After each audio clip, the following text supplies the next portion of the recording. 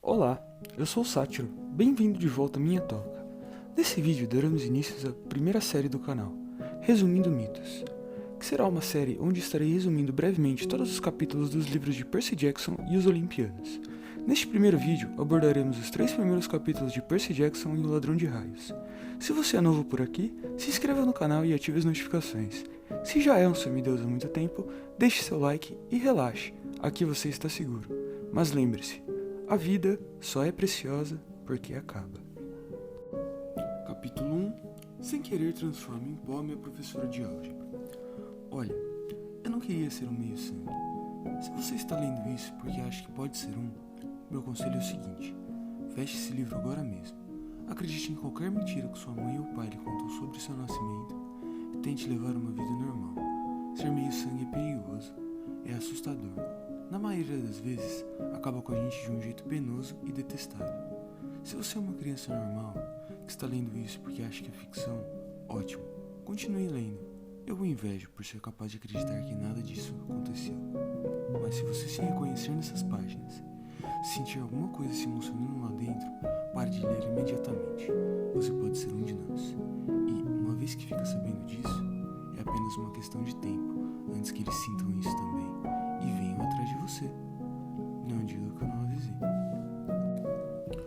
Percy Jackson é um garoto de 12 anos que frequenta o internato da Academia de Yance, no norte do estado de Nova York. Uma escola particular para crianças, digamos, problemáticas. Durante uma excursão a Manhattan para o Metropolitan Museum of Art para ver as atrações gregas e romanas, nos é apresentado alguns personagens.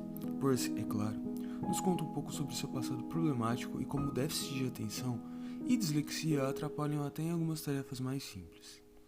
Sr. Brunner, o professor de latim / guia da excursão, um sujeito de meia idade numa cadeira de rodas motorizada, com cabelos ralos e uma barba desalinhada com um casaco de tweed. Ness Bobofit, uma garota ruiva com sardas e tendências a praticar bullying com Percy, e uma cleptomancia confirmada. Grover, um garoto magro, chorão, com a aparência de quem já repetiu a 6ª série pelo menos 3 vezes, uma barba rala já nascendo e deficiente, tendo algum tipo de doença nos músculos das pernas, ou assim parece ser, apesar de ser o maratonista dos dias das enchiladas. Sra. Dodds, uma professora de matemática da Geórgia, que sempre usava um casaco de couro preto, com a aparência de uns 50 anos e uma personalidade no mínimo maligna para se dizer isso de uma professora. Ou assim ela era, até se transformar num monstro com asas e garras de morcego. Durante ali a excursão, o Sr. Brunner está guiando e contando um pouco sobre as peças do museu. Até que Percy, incomodado com os comentários de Ness Bobofit, manda ela calar a boca, o que acaba atraindo a atenção de Sr. Brunner, que o questiona um pouco sobre as peças do museu. Uma imagem de Cronos entalhada comendo seus filhos. Ele pergunta sobre os motivos que levaram Cronos a realizar tal ato. Percy não obtém resposta. Sr. Brunner, um pouco decepcionado, então diz para Percy que é muito importante que ele aprenda como os mitos vão ajudar na vida real, já antecipando o que estará por vir. Chegado o horário de almoço, Percy e Grover vão comer próximos a uma fonte de água, aonde Ness Bobofit não perde a oportunidade de praticar mais bullying com Grover, afinal, ele é um alvo fácil. Percy fica com raiva e em um segundo, Ness está na fonte. Ele não entende o que aconteceu, ele nem relou nela, mas a Sra. Dodds viu exatamente o que aconteceu e chama Percy para o que ele acha que seria apenas mais um sermão. Ah, como ele estava errado. Ela o leva lá para dentro do museu, a uma área deserta da exposição grega, e após dizer para ele que ele confessasse, e ela sabe o que ele fez, se transforma num monstro com asas e garras de morcego. Sr. Brunner entra na sala e lança a Percy uma caneta Bic, que no meio do ar se transforma numa espada de bronze, a mesma que Sr. Brunner usava nas encenações da escola. Sra. Dodds se lança com um rasante em direção a Percy, que em um movimento rápido de reflexo fatia o ombro do monstro, que se transforma em areia dourada. Um segundo se passa e Percy está sozinho no museu, segurando uma caneta Bic, sem sinal da Sra. Dodds. Ninguém se lembra de uma professora com esse nome sequer ter existido na escola. Nem Ness Bobofit, nem Sr. Brunner, que recolhe sua caneta, nem Grover, apesar de parecer que ele mente. Capítulo 2. Três velhas senhoras tricotam as meias da morte. Você viu cortar o fio? Sim, e daí? Mesmo enquanto dizia isso, já sabia que era algo importante. Isso não está acontecendo, murmurou Grover. Ele começou a morder o dedão. Não quero que seja como da última vez. Após os acontecimentos no Metropolitan Museum of Art, o ano de Percy não melhorou muito. Ele estava com a sensação de que algo estava errado, o tempo todo, como se o campus inteiro tivesse resolvido pregar uma peça nele.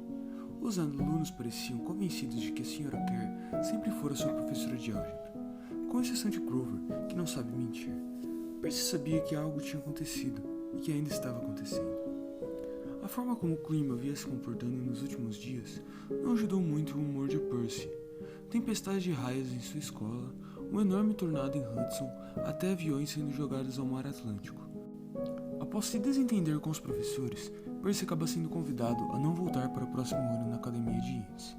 Durante os estudos para as provas finais, Percy se sente mais frustrado e decide pedir ajuda ao Sr. Brunner, o único professor que mostrou interesse genuíno nele.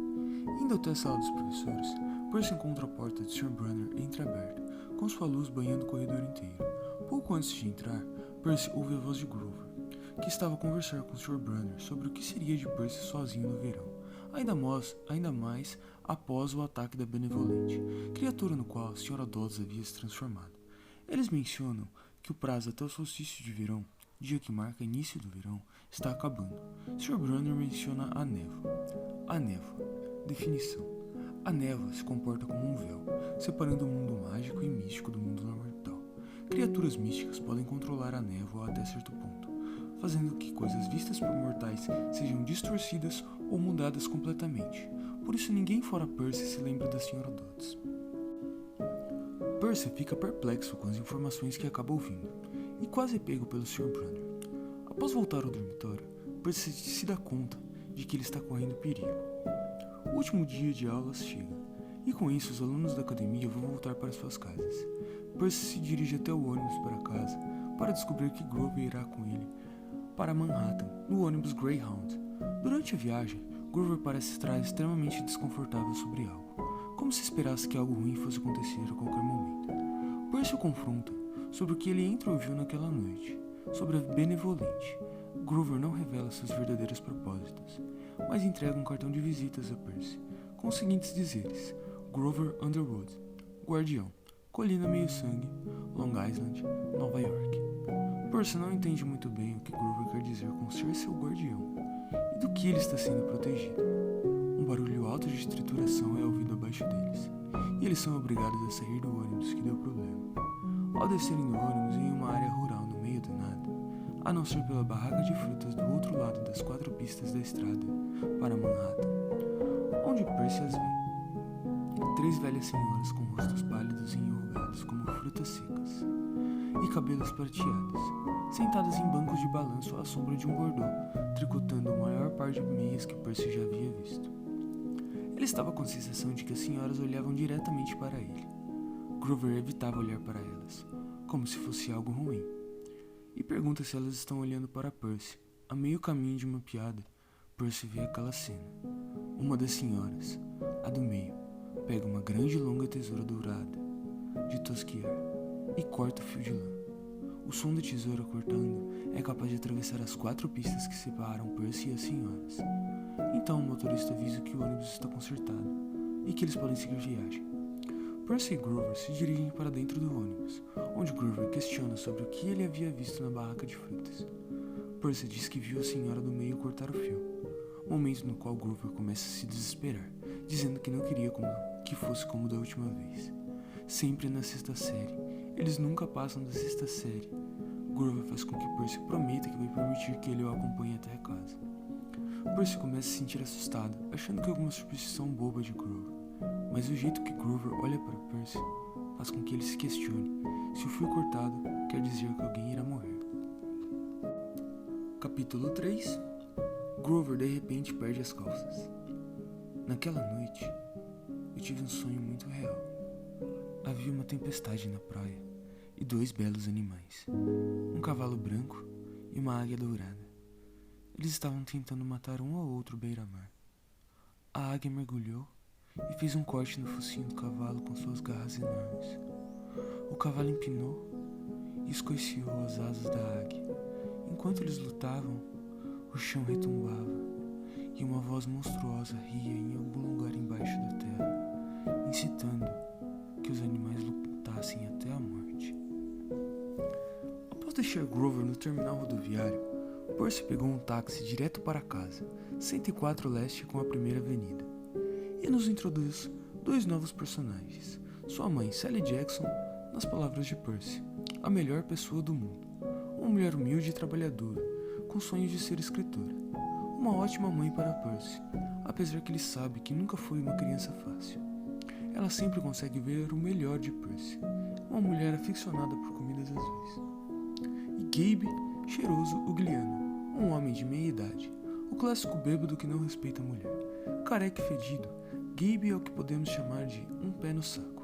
Ele se importa mais com o carro e o jogo de pôquer do que com o bem-estar de sua esposa e enteada. Assim que Percy chega, sua mãe não está.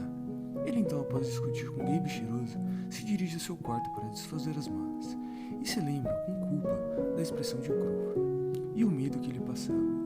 Percy sente como se tivesse sido caçado. Sua mãe entra no quarto e diz que eles irão passar 3 noites no chalé em Montauk. Percy e sua mãe, ao chegarem no chalé, que ficava na margem sul, na ponta de Long Island, a pequena cabana de cor clara, quase enterrada nas areias, estava à sua espera. Ele menciona como adora aquele lugar e que vinha àquela praia desde quando era bebê. Era o lugar onde seus pais se conheceram. Percy pergunta a Sally sobre seu pai. Ela conta como ele era um homem gentil e que ele estava perdido no mar. Não morto, apenas perdido. Após descobrir que seu pai não ficou para o nascimento de Percy, ele se sente ressentido sobre seu pai, com uma pequena ponta de raiva, porque antes mesmo de seu nascimento, seu pai já planejava o mandar para um acampamento de verão junto a sua mãe. Percy se lembra de alguns momentos estranhos da sua vida, quando era criança em uma escola e um homem grande com um só olho na testa tentou levar ele embora, ou quando ainda era mais novo e uma cobra se esgueirou para dentro de seu berço, e assim como Hércules, o bebê Percy a estrangulou. A noite chega e Percy tem um sonho estranho, no qual um cavalo, símbolo de Poseidon, e uma águia, símbolo de Zeus, estão lutando à beira-mar, e uma voz vindo do Tártaro incita os dois a lutarem. Um trovão repentino acorda Percy e sua mãe. Grover está batendo na porta desesperado, perguntando por que Percy não havia contado a sua mãe o que aconteceu na escola. Ela não havia explicado nada de importante a ele, mas já não havia mais tempo. Eles tinham que sair dali. Grover manda eles irem correndo para o carro. Durante o caminho até o carro, Percy nota o motivo de seu amigo sempre mancar. No local onde deviam haver pés, tínhamos cascos fendidos.